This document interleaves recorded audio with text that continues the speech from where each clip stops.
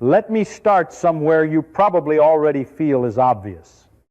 And that is exactly why it is dangerous. You look up at the night sky. Or maybe you don't even bother to look anymore because the conclusion seems so straightforward that it barely needs thinking. With that many stars, with that many planets, how could we possibly be alone? It sounds reasonable, almost embarrassingly reasonable. Like saying if you scatter billions of seeds across a continent, at least some of them are going to grow. And the universe is not scattering seeds across a continent. It is scattering them across something so vast that even our best metaphors start to break down before they reach the scale of what is actually out there. Think about just our galaxy for a moment. Not the whole universe, just the Milky Way. Because even that single system is already absurd. Roughly 200 billion stars, give or take. And that number is not a poetic exaggeration. It is an estimate grounded in observation, in measurements of stellar density and galactic structure around most of those stars. As far as we can tell, planets are not rare accidents, but common outcomes of how star systems form. Disks of gas and dust collapsing into worlds of every size and composition you can imagine. Some are gas giants, some are frozen wastelands, but a fraction of them, not zero, not vanishingly small, sit at distances where temperatures allow liquid water to exist on the surface. And that detail matters because, at least as far as we know, water is not just convenient for life, it is practically synonymous with it. Now here is where your intuition starts to get you into trouble, because your brain is not built to handle multiplication at this scale in any meaningful way. You take 200 billion stars, you multiply by the fraction that have planets, then by the fraction of those that are in habitable zones, then by the fraction that might develop life. And even if you choose extremely conservative numbers at every step, the result is still enormous. Not large in the way a city is large, not large in the way a country is large, but large in the way that makes your sense of uniqueness feel almost arrogant. It is like standing on a beach that stretches beyond the horizon in every direction, picking up one grain of sand that happens to be blue, and declaring that no other blue grain could possibly exist anywhere else. That is not a scientific conclusion. That is a psychological comfort. And the Milky Way is just one galaxy. When you widen the frame, the situation becomes almost absurd in a different way, because now you are dealing with not billions, but trillions. At least 2 trillion galaxies in the observable universe, each one with its own hundreds of billions of stars, its own planetary system, its own opportunities for chemistry to stumble into biology, and for biology, given enough time, to stumble into intelligence. You start stacking these numbers together, and something interesting happens. Something that feels less like speculation and more like inevitability. It begins to feel as though life is not a rare miracle, but a common consequence. As though intelligence is not a singular accident, but a recurring pattern written into the fabric of matter itself. And then time enters the picture, and time makes everything even more lopsided. Our sun is about 4.5 billion years old, which sounds ancient when you compare it to human history.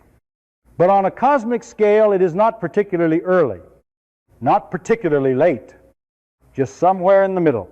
There are stars in this galaxy that formed billions of years before our sun existed, which means there are planetary systems out there that had a head start, not of thousands of years, not of millions, but of billions. Try to sit with that for a second. Not just as a number, but as a difference in development. We went from primitive tools to radio telescopes in roughly 10,000 years, a blink of an eye in geological terms. give a civilization an extra billion years, let alone 5. And whatever they become is not just more advanced than us. It is so far beyond our current understanding that even our best guesses start to feel naive. So the argument builds itself in your mind, almost without effort. If life arises in even a tiny fraction of suitable environments, then the universe should be full of it. If intelligence emerges from life even occasionally, then thinking beings should be scattered across the stars. And if even a small percentage of those beings survive long enough to develop technology, to build machines, to harness energy on scales we are only beginning to imagine, then surely some of them would have found a way to cross the distances between stars. After all, look at us. In just over a century, we went from powered flight to stepping onto another world. From fragile wooden planes to machines that leave the planet entirely. Extend that curve. Stretch it over millions of years instead of decades. And it becomes very hard to believe that interstellar travel remains out of reach. At this point, the conclusion feels almost forced, as if logic itself is pushing you toward it. They should exist. They should be older. They should be more capable. And given enough time, they should have spread, explored, visited, not everywhere, perhaps, but somewhere, sometime. And if all of that is true, then the quiet sky above you starts to feel less like an empty space and more like a question that has not been answered yet. You might be tempted at this point to lean back and say, all right, this Feynman, they exist somewhere out there. So what's the real obstacle? And this is where everything quietly collapses. Not with some dramatic explosion, but with a slow, uncomfortable realization that the word far has been lying to you your entire life. Because when you say something is far on earth, you mean hours, maybe days, at most weeks, even crossing an ocean, which once felt like an impossible journey, is now a routine inconvenience. But space does not play by those rules. And the distance to the nearest star is not just farther than what you are used to. It belongs to a completely different category of distance altogether. Take the closest star system to us, Proxima Centauri, often introduced as if it were just the next stop down the road. A neighbor in cosmic terms, it sits about 24 light years away. And that number sounds manageable until you remember what a light year actually means. It is not a unit of time. It is a unit of distance. The distance that light itself travels in 1 year, moving at roughly 300 kilometers per second. The fastest speed anything in the universe is allowed to have. So when you say 24 light years, what you are really saying is that even light, which crosses the entire Earth in a fraction of a second, needs over 4 years to make that journey. The light leaving Proxima Centauri today will not reach your eyes until you have aged, changed, and moved on with your life. Now let me make this hurt in a more tangible way, because raw numbers do not register properly in the human brain. The distance to Proxima Centauri is about 40 trillion kilometers, a number so large that writing it down does not help you feel it. So instead, imagine shrinking the entire solar system to something you can hold in your head. Picture the sun as a grapefruit sitting on a table. Earth becomes a grain of sand orbiting about 10 meters away. Jupiter, a small marble further out. Neptune somewhere near the edge of your neighborhood. That already stretches your intuition a little. But now ask yourself where the nearest star would be in that same scale. Not in the next room, not down the street, but another grapefruit placed thousands of kilometers away, effectively on the other side of a continent. Everything we have ever built, every probe, every spacecraft, has only managed to crawl around within the tiny bubble surrounding that first grapefruit. And you might say, well, of course our current technology is slow. It is primitive. Give it time. That sounds reasonable. But even before we talk about faster ships or better engines, look at what our fastest machines are actually doing right now. The Voyager probes, launched in the 1970s, are among the fastest objects humanity has ever built, moving at roughly 17 kilometers per second. That is fast enough to leave the solar system, fast enough to feel like real progress on a human scale. Yet at that speed, reaching Proxima Centauri would take on the order of 70,000 years. 70,000. Long enough that everything you call history, from the earliest cave paintings to modern civilization, fits comfortably inside the travel time of a single journey to the nearest star. And it gets worse in a way that is almost unfair, because Proxima Centauri is not a typical distance. It is an unusually short one. It is the closest possible case, the best case scenario nature offers us. Most stars in the Milky Way are not 4 light years apart, but tens, hundreds, even thousands of light years apart, depending on where you look. The galaxy itself spans about 100,000 light years from end to end, which means that even if you could somehow hop from one nearby star to the next, you are still dealing with a structure so vast that crossing it becomes a project measured not in lifetimes or civilizations, but in epochs. And this is the part where your intuition tries one last escape route, because it whispers that distance, no matter how large, is still just distance. We have always found ways to go farther, to move faster, to shrink the world through better technology. Oceans used to be barriers until we built ships, mountains until we built roads, the sky itself until we built aircraft. So it feels natural to assume that interstellar space is just the next version of the same problem, waiting for a more advanced solution. But that assumption carries something hidden inside it, something you have not questioned yet, which is the idea that distance is the only thing standing in your way.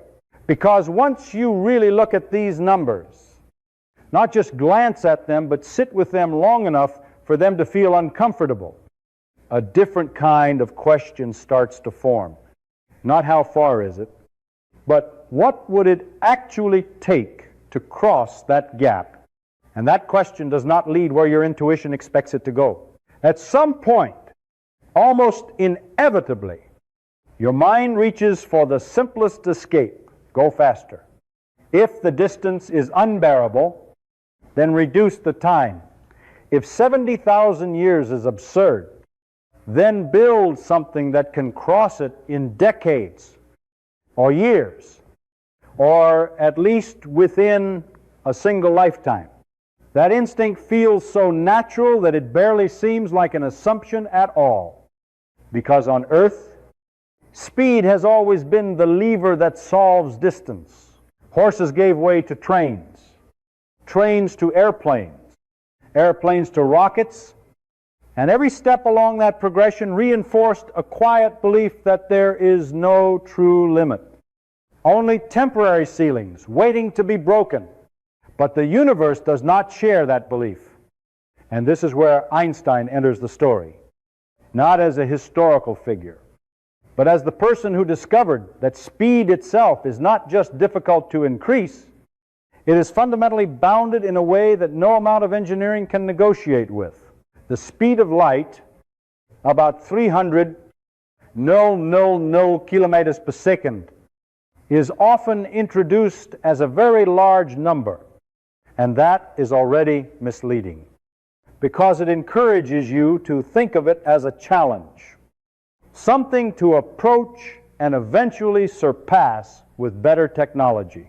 In reality, it is not simply the speed at which light happens to travel, it is woven into the structure of space-time itself, acting as a conversion factor between space and time. A constant that shows up in the deepest equations describing how the universe behaves. When physicists write down the laws of motion at high velocities, they do not find a barrier you crash into, but something stranger and more restrictive, an asymptote you can approach forever without ever reaching. The closer you get to the speed of light, the harder it becomes to go any faster. Not linearly, but in a way that escalates without mercy. You can feel this most clearly when you look at how energy behaves. In everyday life, pushing something faster is straightforward. Double the force, roughly double the acceleration, and the object speeds up accordingly. That intuition works because at low speeds, the equations simplify, and the resistance to acceleration, what we call inertia, appears constant.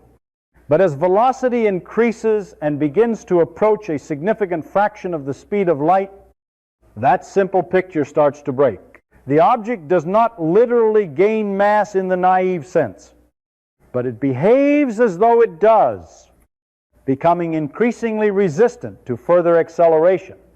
Each additional increment of speed demands more energy than the last, and this demand grows dramatically as you push closer to the limit. Imagine trying to run across a surface that changes beneath your feet depending on how fast you move. At a slow pace, the ground is firm and predictable, but as you accelerate, it softens into sand, then thickens into mud, then turns into something like syrup that clings to your legs and resists every motion. No matter how hard you push, the resistance increases faster than your effort. And the faster you attempt to go, the more the environment pushes back. Space-time behaves in a disturbingly similar way. It does not forbid motion, but it punishes attempts to approach the ultimate speed limit with a kind of escalating resistance that no finite resource can overcome. And this is not a theoretical curiosity tucked away in obscure equations. It is one of the most thoroughly tested aspects of modern physics. Particle accelerators, atomic clocks, high-energy experiments. All of them confirm the same behavior. As particles are pushed to higher and higher speeds, the energy required to continue accelerating them rises steeply. And despite decades of technological advancement, no experiment has ever succeeded in pushing a massive object to the speed of light. The limit holds, not as a practical inconvenience, but as a rule built into the geometry of the universe. Now consider what this means for the idea of interstellar travel. Even if you design a spacecraft capable of reaching, say, 10% of the speed of light, which is already far beyond anything we can currently achieve, you have not solved the problem. You have only made it slightly less impossible. The trip to Proxima Centauri would still take over 40 years. And pushing beyond that speed quickly becomes a losing battle against the laws you are trying to exploit. Doubling your speed does not simply double your energy requirements. It multiplies them in a way that becomes increasingly unforgiving as you approach relativistic regimes. By the time you start thinking about speeds like 50 or 90% of light speed, the energy demands are no longer just large. They are approaching scales that begin to rival the total energy output of entire civilizations. And here is the subtle but crucial shift you have to make in your thinking. This is not a problem of insufficient cleverness, not a matter of waiting for a breakthrough that will suddenly make the impossible routine. The speed of light is not a wall that can be climbed with better tools. It is a feature of the landscape itself. You do not overcome it any more than you overcome the fact that time flows forward or that causes precede effects. It is part of the framework within which all physical processes occur. And every attempt to bypass it runs into the same conclusion. The closer you get, the more the universe demands from you, until the price diverges beyond anything you can pay. So when you return to that earlier instinct, the one that says, just go faster, you find that it rests on an assumption that no longer holds. Speed is not a free parameter you can dial up indefinitely. And distance is not something you can shrink arbitrarily by throwing enough ingenuity at the problem. The limit is real. It is absolute, and it forces you to confront a different question, one that is far less comfortable than the first. Not how fast you want to go, but how much you are willing or even able to pay for every additional fraction of that speed. Let's say you are still not convinced, and honestly, you shouldn't be, because up to now, everything we have talked about feels like a set of limits, but not yet a final answer. You might still be thinking, fine, we can't reach the speed of light, but we don't need to. We just need to get close enough.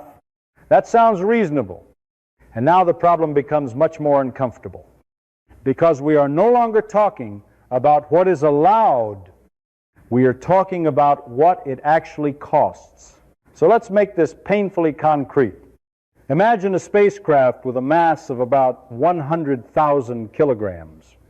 That is roughly the size of a large airplane. Not something absurd, not some science fiction megastructure, just a serious piece of engineering.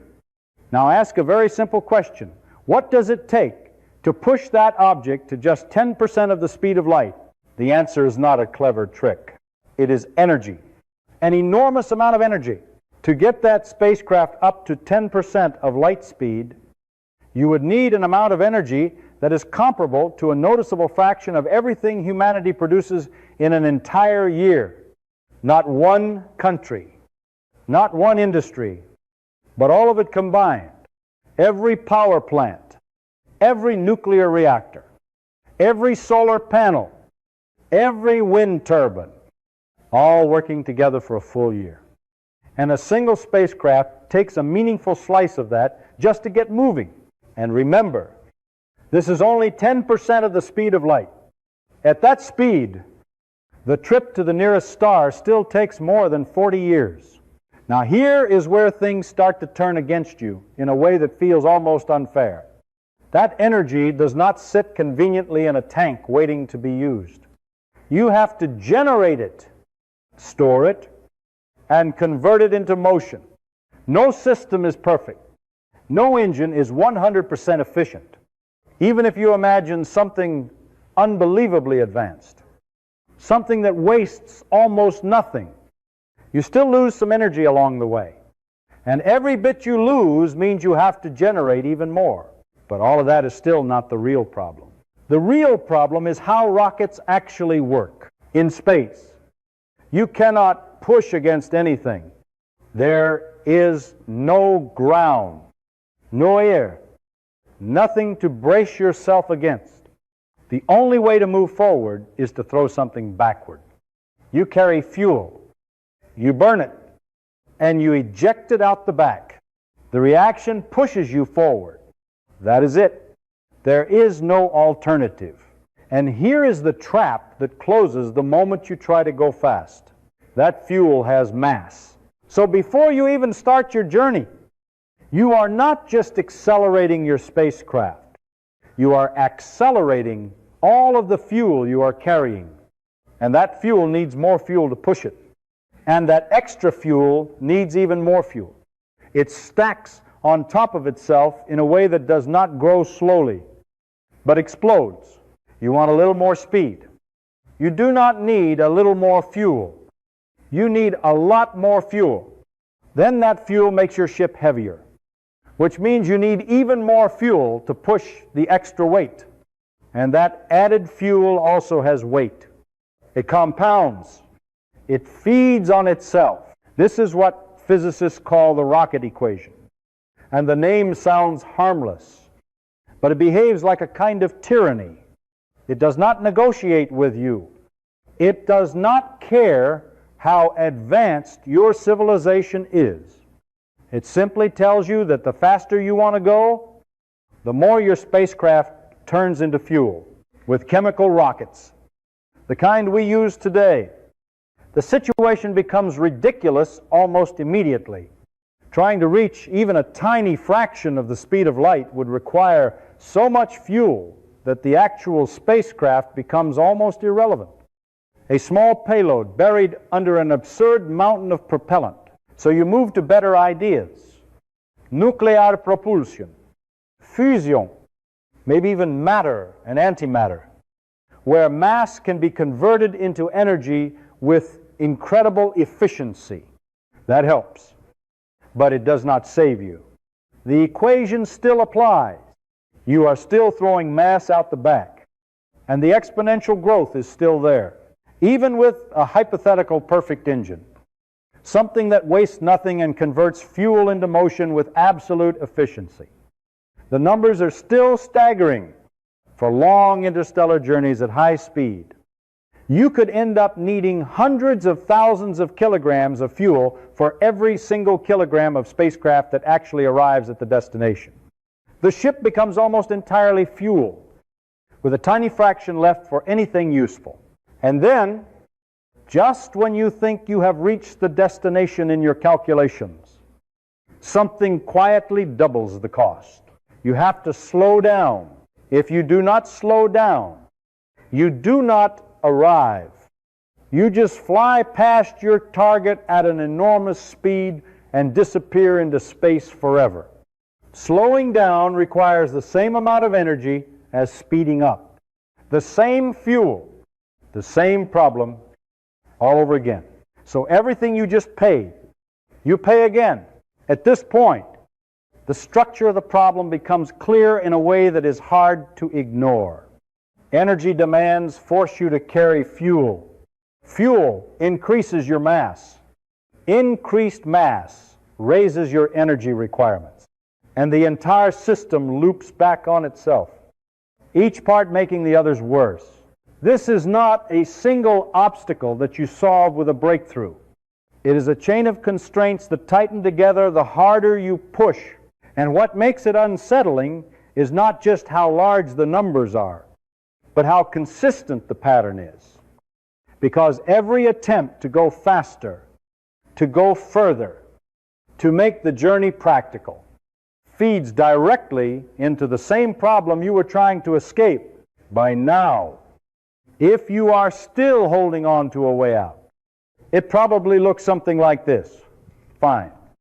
Rockets are inefficient. Fuel is a nightmare. Energy is overwhelming. But what if we are thinking about this the wrong way entirely? What if truly advanced civilizations do not push themselves through space at all, but instead reshape space itself? Wormholes, warp drives, shortcuts through space-time. Ideas that sound less like engineering and more like bending reality to your will. And on paper, in the language of equations, some of these ideas are not pure fantasy. They appear as legitimate solutions to Einstein's field equations, which is exactly why they are so seductive, because they give you the feeling that physics itself might contain an escape hatch, if only you are clever enough to find it.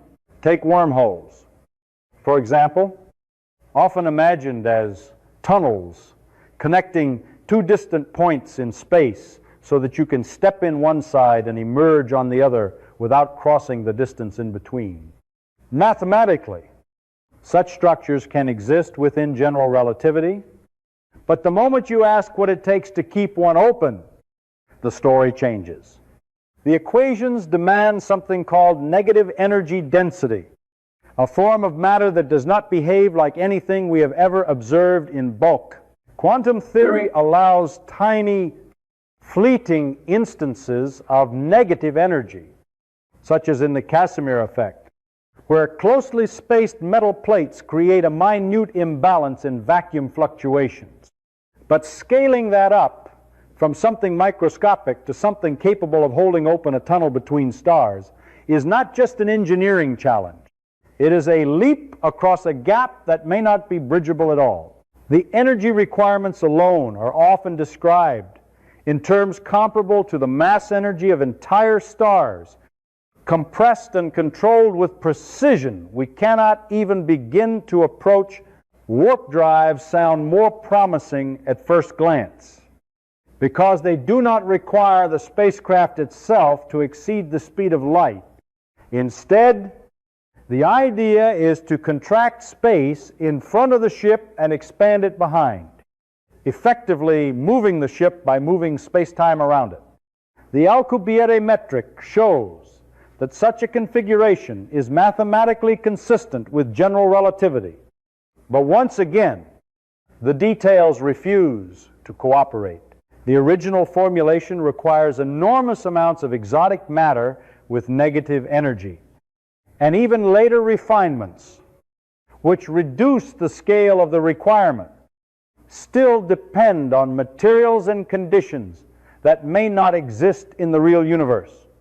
And then deeper issues appear.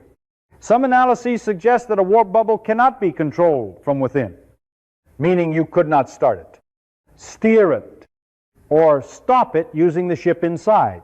It becomes less like a vehicle and more like a phenomenon that you somehow have to already be inside before it exists, which is not a solution so much as a rearrangement of the problem. So the grand escape routes, the ones that seem to promise a way around the speed of light, begin to look less like hidden doors and more like mathematical curiosities. Possibilities that exist in equations but refuse to manifest in reality. And while you are still considering them, something else, much less glamorous, has been waiting quietly in the background. A problem so unassuming that it is easy to overlook. Space, despite what you have been told, is not empty. It is extremely sparse. Yes, but not empty. And that distinction becomes lethal the moment you start moving at relativistic speeds.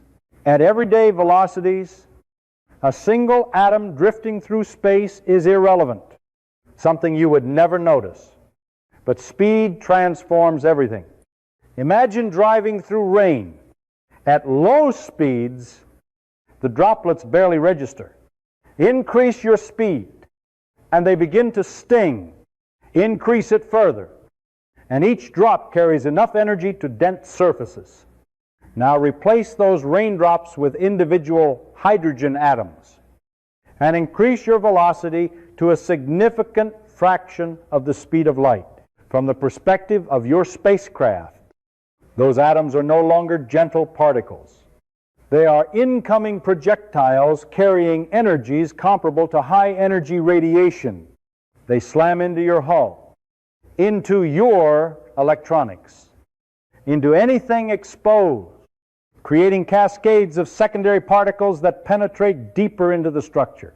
This is not a rare event. It is continuous. At high speeds, your ship would be bombarded by billions of these impacts every second across every square centimeter of its forward surface. Electronics would degrade. Data would corrupt.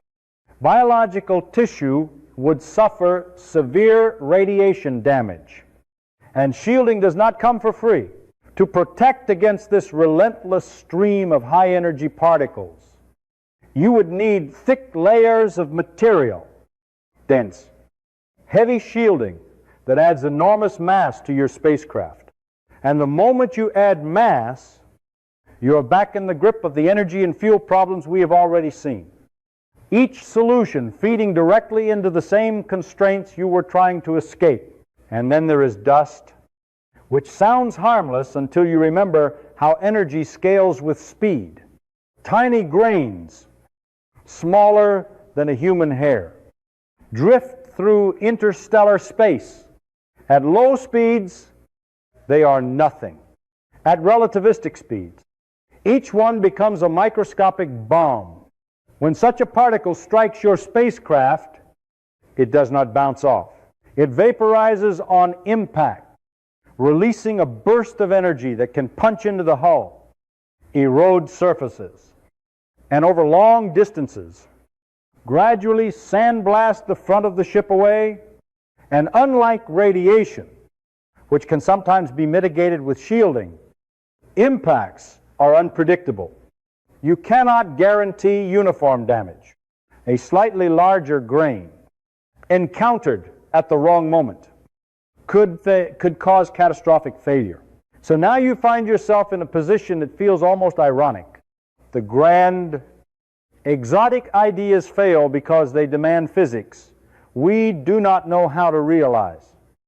And the mundane, unavoidable reality of space itself becomes dangerous in a way that scales with your ambition. The faster you try to go, the more hostile the environment becomes, until the very emptiness you hoped would make travel easier turns into a constant assault on your ship and everything inside it. And what makes this especially frustrating is how these problems refuse to stay separate. Because the shielding you need increases your mass.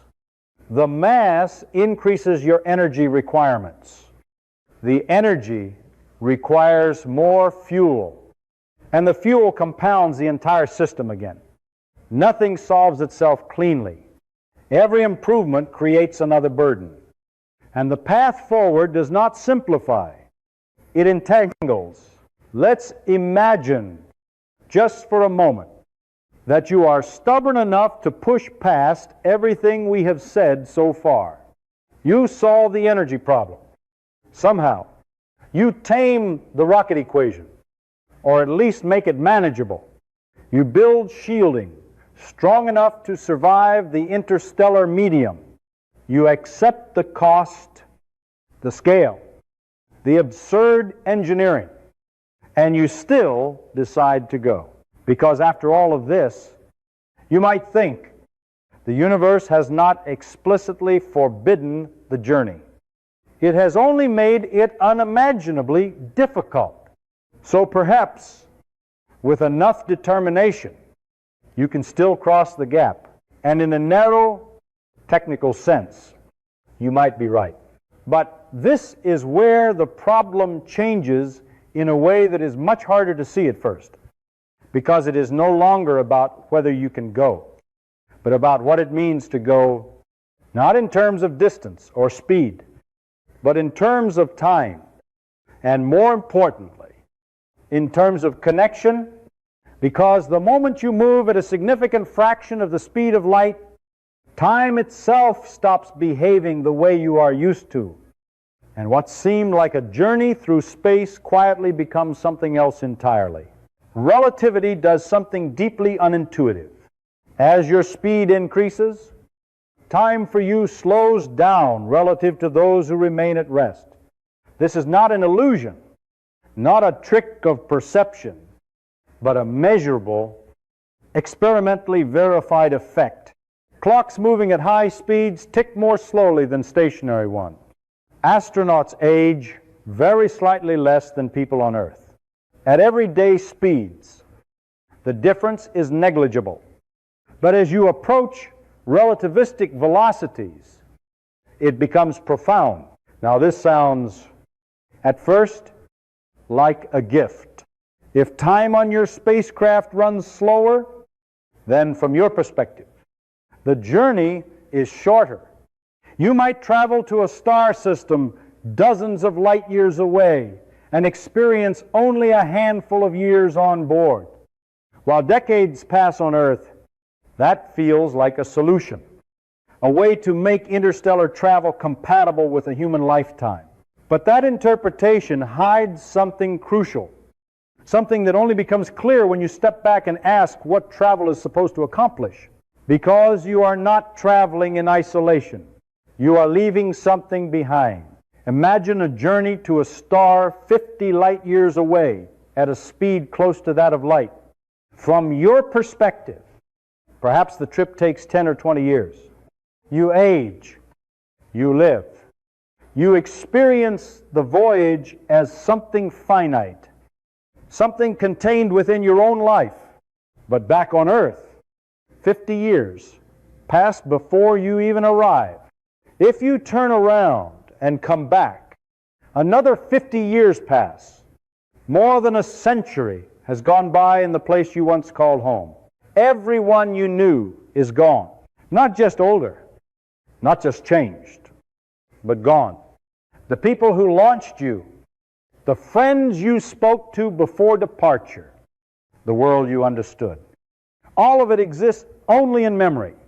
Even if your ship returns perfectly, even if every system works exactly as intended, you are not returning to the same place. You are arriving in a future that has moved on without you, a future that may barely remember why you left. And the further you go, the more extreme this becomes. Travel to a star system hundreds or thousands of light years away, and the time difference grows from decades to centuries, from centuries to millennia. Civilizations rise and fall in that span. Languages shift. Culture transform. Technologies evolve beyond recognition. You do not come back as a traveler bringing knowledge from afar. You come back as a relic from another era, disconnected from the timeline that continued without you. So the idea of a visit begins to break down. A visit implies departure and return, interaction and exchange, a continuity between where you came from and where you are going. But relativistic travel destroys that continuity.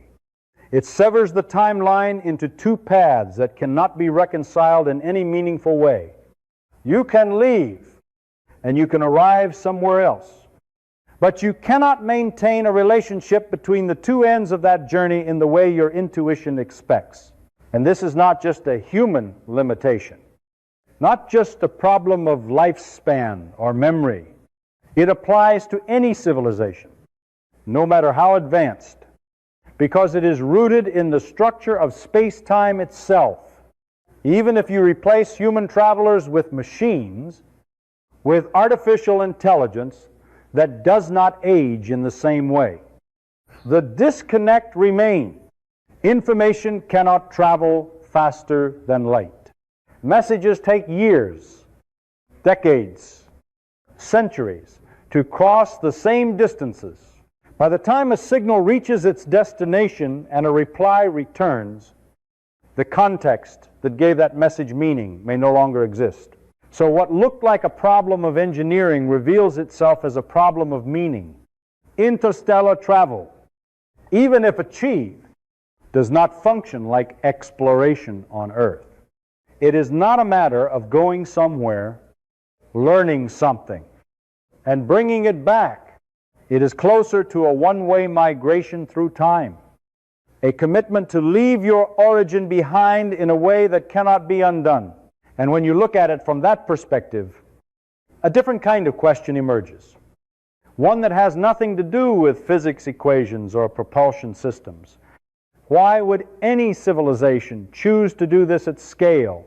Why invest enormous resources to send travelers who cannot meaningfully return, to establish connections that cannot be maintained, to create journeys that dissolve the very idea of home?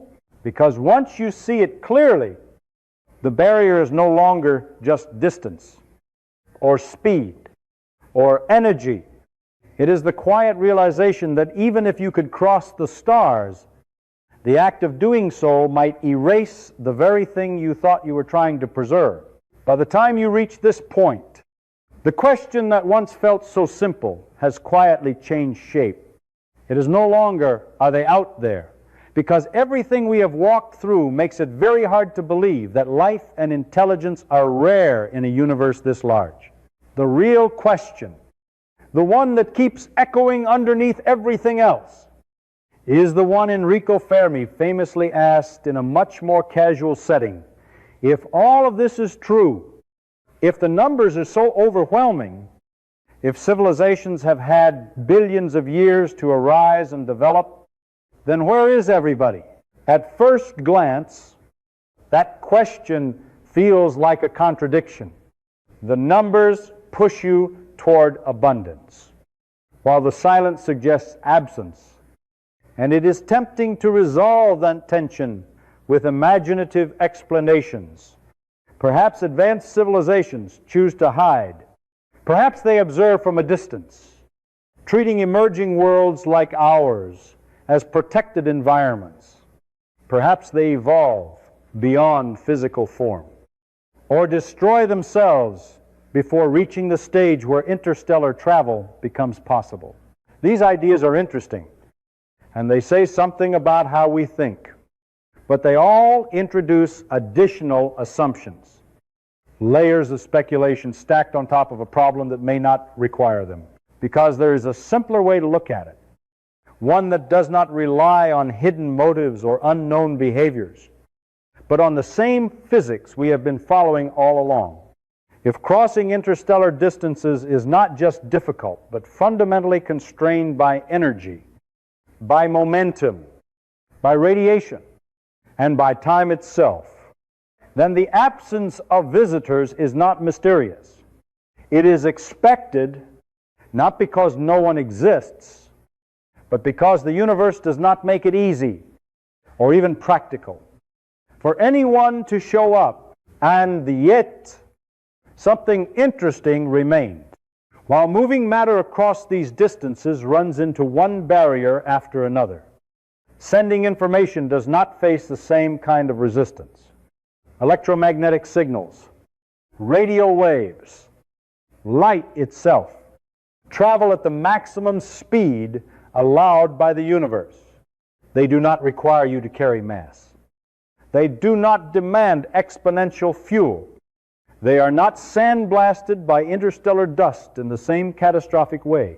A sufficiently advanced civilization can broadcast signals across vast distances at a cost that is almost trivial compared to launching a spacecraft.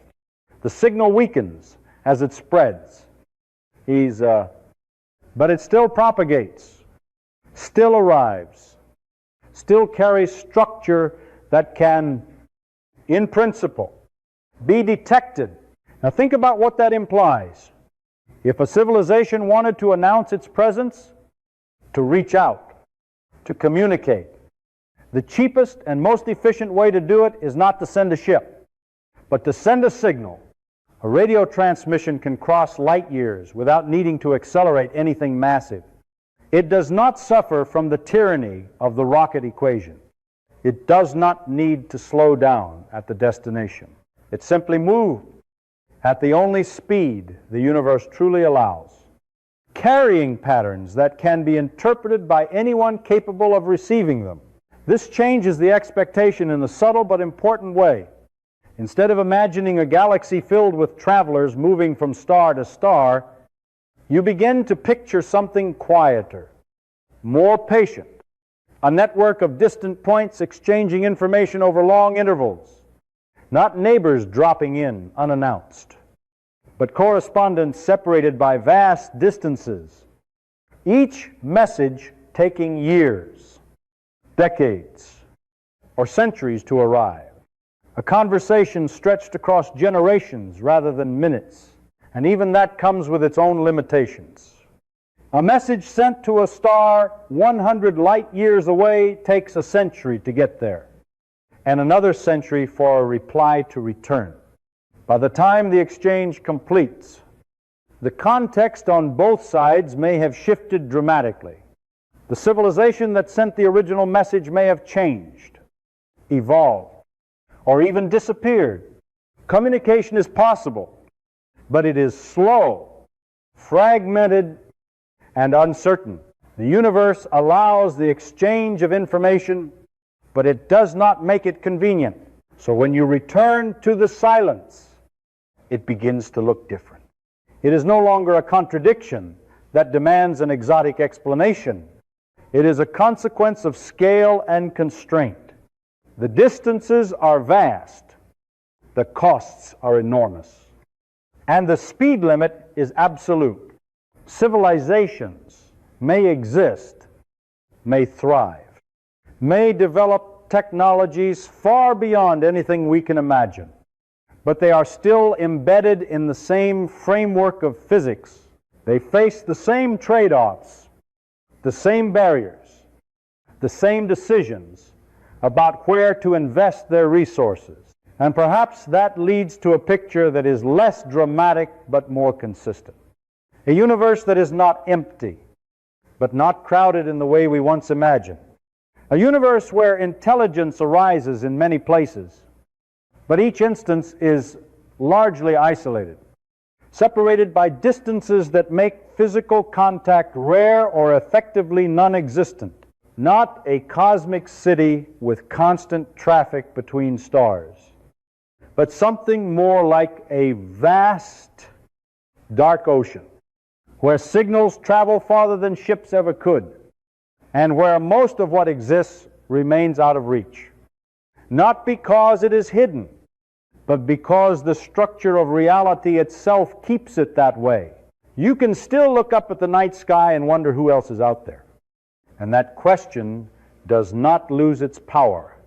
If anything, it becomes more grounded, less tied to images of visitors and encounters, and more connected to the idea of distant minds working through the same problems, under the same constraints, arriving at similar conclusions about what is possible and what is not. And in that sense, the silence is not an answer, but a condition, one that shapes the way any civilization, including ours, must think about its place in the cosmos